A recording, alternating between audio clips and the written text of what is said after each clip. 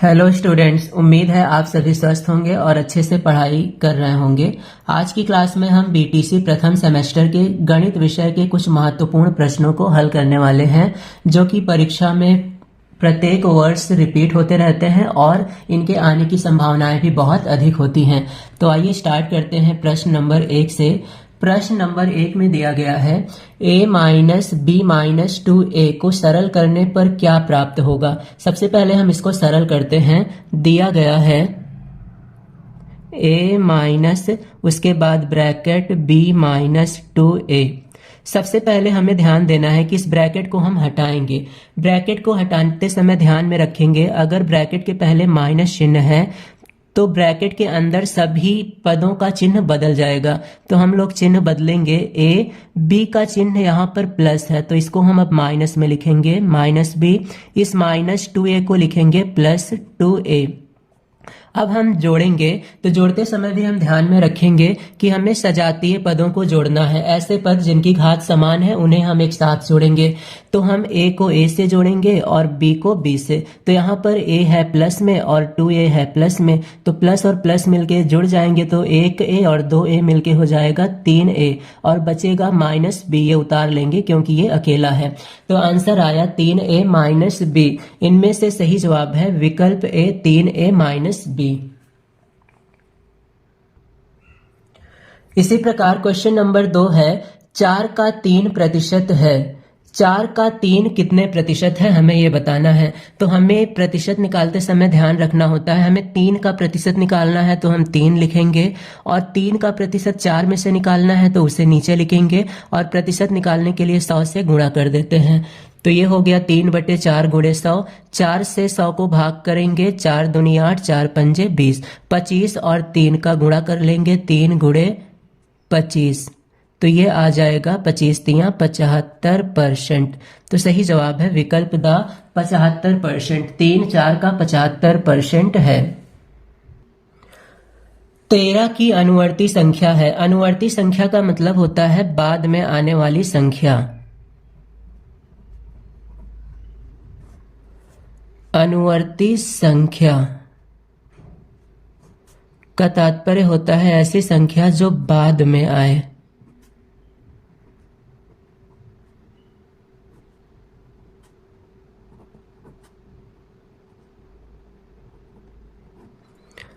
और 13 के बाद आता है 14, इसलिए 13 की अनुवर्ती संख्या होगी 14। सही जवाब है विकल्प सा। क्वेश्चन नंबर 4 है 25% को दशमलव में बदलने पर कितना प्राप्त होगा। 25% को दशमलव में बदलेंगे तो इसे हम लिखेंगे 25%। का मतलब होता है बटे में 100, तो इसे लिखेंगे 25/100। अब 100 से 25 को भाग देना है तो नीचे 2 जीरो है तो ऊपर हम 2 अंक के बाद दशमलव लगाएंगे। 25 में 2 अंक, 1 और 2, और यहाँ पर लगा देंगे दशमलव। तो 25% हो गया 0.25। तो सही जवाब है विकल्प बा। क्वेश्चन नंबर 5 है 15% का भिन्न रूप होगा। इसे भी हमें प्रतिशत को हटाना है तो सबसे पहले हम लिखेंगे 15%। अब 15% को हम लिखेंगे 15, और प्रतिशत का मतलब होता है बटे में 100। अब 15 और 100 को कैंसिल करेंगे, 5 तियां 15, 5 दूनी 10 और 0। तो हमें आंसर मिल रहा है 3/20, अर्थात 15% का मतलब होगा 3/20। सही जवाब है विकल्प आ। क्वेश्चन नंबर 6 है 180 डिग्री के कोण को क्या कहते हैं। 180 डिग्री का कोण कुछ इस तरह से होता है जो एक सीधी रेखा पर बनता है। इस तरह का कोण कहलाता है 180 डिग्री, और इसे हम कहते हैं स्ट्रेट लाइन एंगल। इस तरह के कोण को कहा जाता है स्ट्रेट लाइन एंगल, और हिंदी में इसे कहते हैं ऋजुरेखीय कोण। तो सही जवाब है विकल्प आ।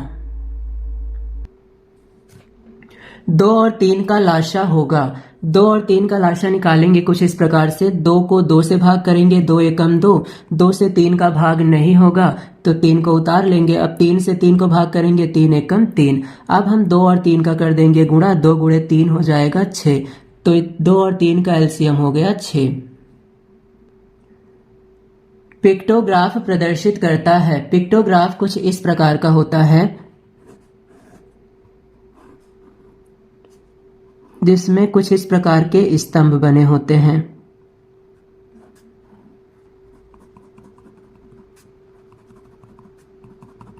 इस प्रकार के आरेख को हम पिक्टोग्राफ कहते हैं और यह स्तंभ आरेख होता है। तो सही जवाब है विकल्प अ, स्तंभ आरेख।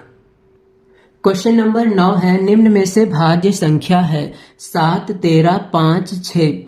भाज्य संख्या ऐसी संख्या होती है जो स्वयं और एक के अतिरिक्त अन्य किसी संख्या से विभाजित होती है। तो इसमें अगर हम 7 की बात करें तो 7 सिर्फ 1 और 7 से विभाजित है। 13 भी सिर्फ 1 और 13 से विभाजित है। 5 1 और 5 से विभाजित है, परंतु 6 1 से विभाजित है, 2 से है, 3 से है और 6 से है। यह कई संख्याओं से विभाजित है, इसलिए यही है भाज्य संख्या। और ये तीनों संख्याएं हैं अभाज्य संख्या। तो निम्न में से भाज्य संख्या 6 है। क्वेश्चन नंबर 10 है, 0, 1, 2, 3, 4 संख्याएं कहलाती हैं। ऐसी संख्या जो 0 से प्रारंभ होती हैं उन्हें हम कहते हैं पूर्ण संख्याएं। तो पूर्ण संख्याओं में संख्याएं 0 से शुरू होती हैं। यदि संख्या 1 से शुरू हो तो उसे हम प्राकृतिक संख्या कहते हैं। क्वेश्चन नंबर 11 है, हमें बताना है कि 68, 102, 51, 153 ये किसका गुणज है। तो हम देखते हैं 68 को हम लिख सकते हैं 17 गुणे 4, 17 चौक 68। 102 को हम लिख सकते हैं 17 गुणे 6, 17 छंग 102। इसी प्रकार से 51 को लिख सकते हैं 17 गुणे 3। इसी प्रकार से 153 को हम लिख सकते हैं 17 गुणे 9। तो हम देखेंगे कि सभी संख्याएं 17 की गुणज है, क्योंकि सभी में 17 उपस्थित है, इसलिए सही जवाब होगा 17। ये सभी संख्याएं 17 की गुणज हैं। क्वेश्चन नंबर 12 में कह रहा है कि 25.12, 7.56 और 3.47 का योग कितना होगा। तो आइए इन्हें जोड़ते हैं। जोड़ते समय हमें ध्यान रखना है कि हम दशमलव को दशमलव के नीचे लिखेंगे। तो हम पहले से ही 3 दशमलव लगा ले रहे हैं। अब पहली संख्या है 25.12, तो हम लिखेंगे 25 दशमलव के पहले और 1 को दशमलव के बाद।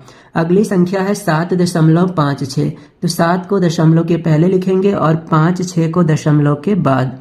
अगली संख्या है 3.47, 3 को दशमलव के पहले और 7 को दशमलव के बाद लिखेंगे। अब हम इनको लिखने के बाद जोड़ लेंगे।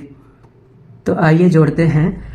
2 और 6 8, 8 और 7 15, 15 में 5 लिखेंगे और 1 हो जाएगा हासिल।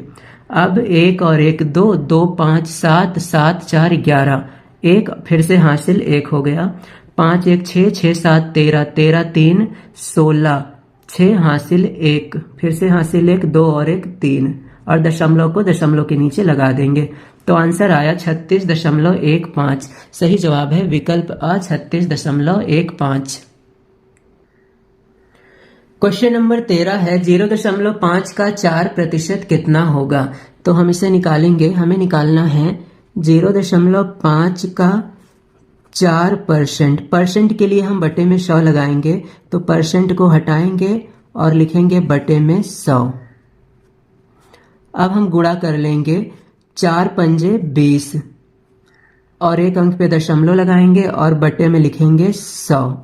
अब नीचे 2 0 है, तो ऊपर हम 2 अंक के बाद दशमलव और लगा देंगे। तो अभी दशमलव है 2 और 0 के बीच में। अब इस दशमलव को अभी दशमलव है 2 और 0 के बीच में। अब इस दशमलव को हम 2 अंक और आगे ले जाएंगे, 1 अंक और 1 0 लगा के 2 अंक। तो हमारा आंसर आएगा 0.020।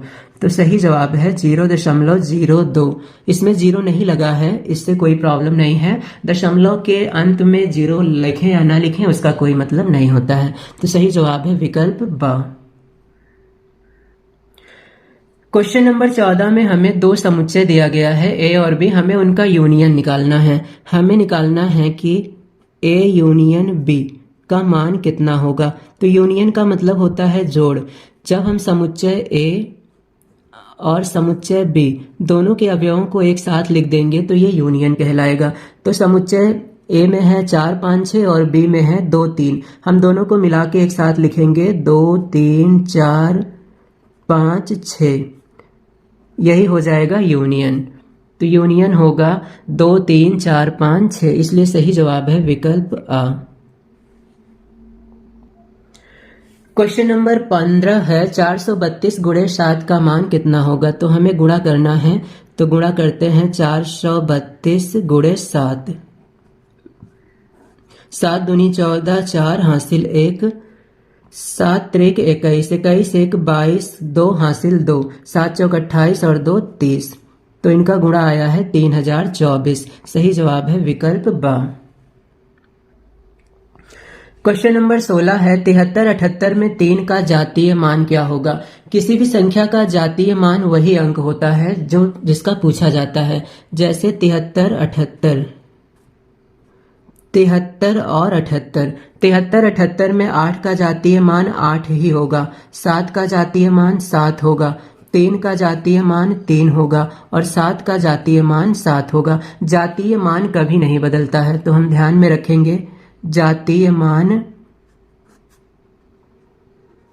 उतना ही होता है।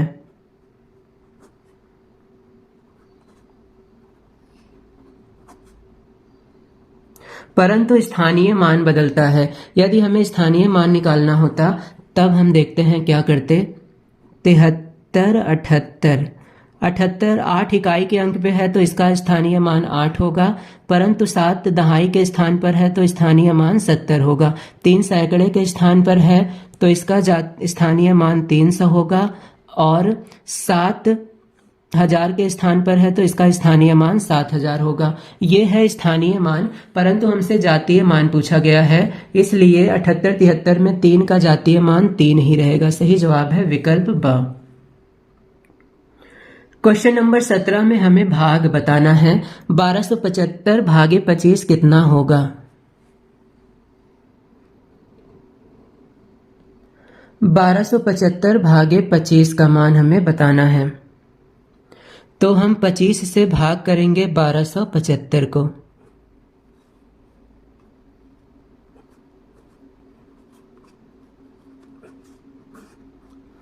अब हम देखेंगे 25 का भाग 12 से नहीं होगा, इसलिए 3 अंक को भाग करेंगे।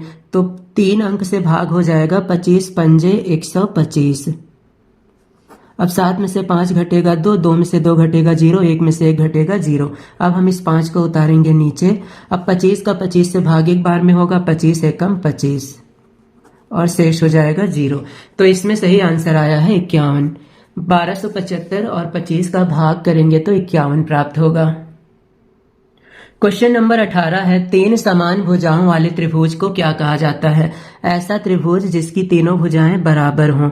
मान लेते हैं यह एक त्रिभुज है जिसकी तीनों भुजाएं बराबर हैं, ये और ये आपस में बराबर हैं, तीनों ए हैं मान लेते हैं। और ऐसे त्रिभुज के तीनों कोण 60 डिग्री के होते हैं। ये भी 60 डिग्री का होगा और ये भी 60 डिग्री का। ऐसे त्रिभुज को हम समबाहु त्रिभुज कहते हैं जिनकी तीनों भुजाएं बराबर होती हैं। क्वेश्चन नंबर 19 है 40 डिग्री का कोटि पूरक कोण होगा। कोटि पूरक कोण ज्ञात करने के लिए हम लोग कोण को 90 में से घटाते हैं। तो ध्यान रखेंगे कोटि पूरक कोण निकालने के लिए 90 में से दिए गए कोण को घटाएंगे। तो 40 घटाएंगे इसमें, तो 90 में से 40 घटाने पर आंसर आएगा 50 डिग्री। इसलिए 40 डिग्री का कोटि पूरक कोण 50 डिग्री होगा।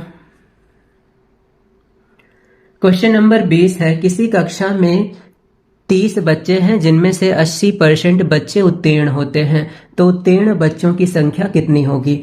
30 बच्चों में 80% बच्चे उत्तीर्ण हैं, तो उत्तीर्ण बच्चों की संख्या होगी 30 का 80%।